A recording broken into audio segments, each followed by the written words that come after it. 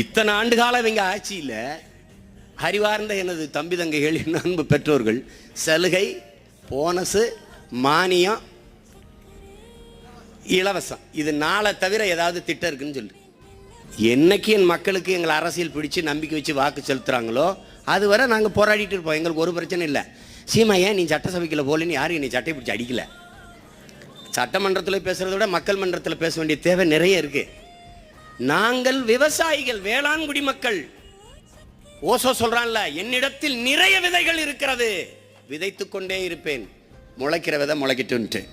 இன்னைக்கு நாங்கள் எடுத்து வைக்கிறல இது நாங்கள் எல்லாம் சொல்லுவானே, அவன் வந்து ஒரு சின்ன பசங்க அப்படின்னு. சின்ன பசங்க தானே, ஏன் பயப்படுற?